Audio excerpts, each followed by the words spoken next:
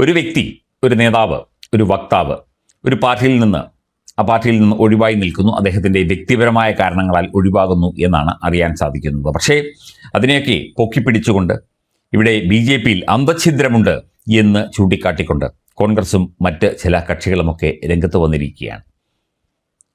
ഷഹ്സാദ് പുനേവാല, ഇദ്ദേഹം നേരത്തെ കോൺഗ്രസിൻ്റെ ഒരു മുഖമായിരുന്നു. അതിനുശേഷമാണ് അദ്ദേഹം കോൺഗ്രസ് വിട്ട് BJP-യിൽ ചേർന്നത്. അദ്ദേഹം ഇപ്പോൾ പാർട്ടി വിടുന്നു എന്നുള്ള റിപ്പോർട്ടാണ് ഡൽഹിയിൽ നിന്ന് ലഭിക്കുന്നത്. ഒരു വ്യക്തി, അത് എത്ര വലിയ വ്യക്തിയായാലും വലിയ സ്ഥാനത്തിരിക്കുന്ന വ്യക്തിയായാലും ഏത് പാർട്ടിയിൽ ചേരാനും ഏത് പാർട്ടിയിൽ പ്രവർത്തിക്കാനുമൊക്കെ അദ്ദേഹത്തിന് അവകാശമുണ്ട്. അതൊക്കെ അദ്ദേഹത്തിൻ്റെ വ്യക്തിപരമായ കാര്യങ്ങളാണ്. അതിൽ പാർട്ടിക്ക് ഒരു പങ്കുമില്ല, അല്ലെങ്കിൽ പാർട്ടി ആ വിഷയത്തിൽ ഇടപെട്ടിട്ടില്ല എന്നാണ് BJP നൽകുന്ന വിശദീകരണം.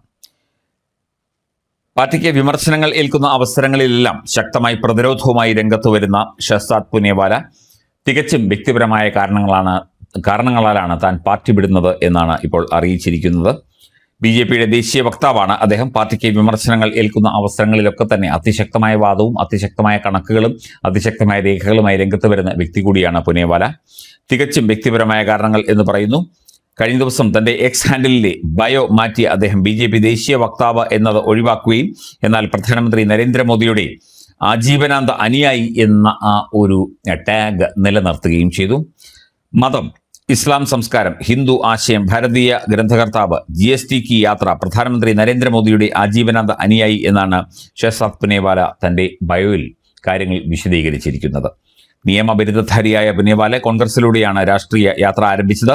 രാഹുൽ ഗാന്ധിയെ പാർട്ടി അധ്യക്ഷ പദവിയിലേക്ക് ഉയർത്തുന്നതിനായി കോൺഗ്രസിന്റെ ആഭ്യന്തര തെരഞ്ഞെടുപ്പ് പ്രക്രിയ രാഹുൽ ഗാന്ധിക്ക് അനുകൂലമായി അട്ടിമറിച്ചു എന്ന് 2017 പരസ്യമായി വെല്ലുവിളിച്ചതോടെയാണ് അദ്ദേഹം വാർത്തകളിൽ നിറഞ്ഞത്. കോൺഗ്രസ് വിട്ടതിന് ശേഷം അദ്ദേഹം BJP-യിൽ ചേരുകയും പാർട്ടിയുടെ ദേശീയ വക്താവായി നിയമിക്കപ്പെടുകയും ചെയ്തു. സജീവ രാഷ്ട്രീയത്തിൽ നിന്ന് പിന്മാറേണ്ട സമയമായി എന്ന് ഒരു TV ചാനലിന് നൽകിയ ഒരു മുൻ അഭിമുഖമുണ്ട്. അതിൻ്റെ ഒരു ക്ലിപ്പ് പുനേവാല തൻ്റെ സമൂഹ മാധ്യമ ഹാൻഡിലുകളിലൂടെ പുറത്തുവിട്ടു. പ്രശസ്ത രാഷ്ട്രീയ നിരീക്ഷകൻ തെഹ്സീൻ പുനേവാലയുടെ ഇളയ സഹോദരനാണ് ഷഹ്സാദ് പുനേവാല. ഷഹ്സാദ് കോൺഗ്രസ് വിടുകയും TV ചർച്ചകളിൽ പാർട്ടിയെയും അതിൻ്റെ നേതൃത്വത്തെയും ആക്രമിക്കാൻ തുടങ്ങുകയും ചെയ്തതിന് ശേഷം ഇരുവരും തമ്മിൽ പരസ്യമായ അഭിപ്രായ വ്യത്യാസങ്ങൾ ഉണ്ടായിരുന്നു. അത് അദ്ദേഹത്തിൻ്റെ രാഷ്ട്രീയ തീരുമാനമാണ്, അദ്ദേഹത്തിൻ്റെ വ്യക്തിപരമായ തീരുമാനമാണ് എന്നാണ് ഇപ്പോൾ അറിയാൻ സാധിക്കുന്നത്. പക്ഷേ ഇത് BJP-ക്കുള്ളിലെ അന്തഛിദ്രമായിട്ടും BJP-ക്കുള്ളിലെ പ്രതിസന്ധിയായിട്ടും ഒക്കെ തന്നെ ആരോപിച്ചുകൊണ്ട്, അല്ലെങ്കിൽ അത്തരത്തിലുള്ള വാദങ്ങൾ ഉയർത്തിക്കൊണ്ടാണ് കോൺഗ്രസ് അടക്കം ഈ ഒരു വിഷയത്തെ കൈകാര്യം ചെയ്യുന്നത്. അതിൻ്റെ ആവശ്യമുണ്ടോ എന്നുള്ള കാര്യം കോൺഗ്രസ് തന്നെ പരിശോധിക്കേണ്ടതാണ്. ഇതിനു മുൻപും പല പ്രമുഖർ കോൺഗ്രസ് പാർട്ടിയും BJP-യും ഒക്കെ വിട്ട് മറ്റു പാർട്ടികളിൽ ചേരുകയും സ്വതന്ത്രരായി പ്രവർത്തിക്കുകയും ഒക്കെ ചെയ്തിട്ടുണ്ട്. വർഷങ്ങൾക്ക് മുൻപ് നിരവധി കോൺഗ്രസിൻ്റെ പ്രമുഖരായ നേതാക്കൾ, നമ്മുടെ ശശി തരൂരടക്കം, അതുപോലെ തന്നെ കപിൽ സിബൽ അടക്കം ഉള്ള പ്രമുഖരായ നേതാക്കൾ ഈ കുടുംബവാഴ്ചയ്ക്ക് എതിരെ, സോണിയാഗാന്ധിയുടെയും മക്കളുടെയും കുടുംബവാഴ്ചയ്ക്കെതിരെ കത്തയക്കുകയും അതുപോലെ തന്നെ ഗുലാം നബി ആസാദ് അടക്കം അവരിൽ പലരും പാർട്ടി വിട്ടു പോവുകയും ഒക്കെ തന്നെ ചെയ്തിരുന്നു. ശശി തരൂർ ഇപ്പോഴും പാർട്ടിയിൽ നിലനിൽക്കുന്നു എന്നതും സത്യമാണ്. അത്തരത്തിലുള്ള പ്രശ്നങ്ങളും പ്രതിസന്ധികളും ഒക്കെ എല്ലാ പാർട്ടികളിലും കടന്നു വരും. അത് BJP-ക്കുള്ളിലെ, അല്ലെങ്കിൽ BJP എന്ന രാഷ്ട്രീയ പാർട്ടിക്കുള്ളിലെ വലിയ അന്തഛിദ്രമാകേണ്ട കാര്യമില്ല. ഒന്നാമത്തെ കാര്യം, പുനേവാല കോൺഗ്രസിൽ നിന്ന് വന്ന വ്യക്തിയാണ്.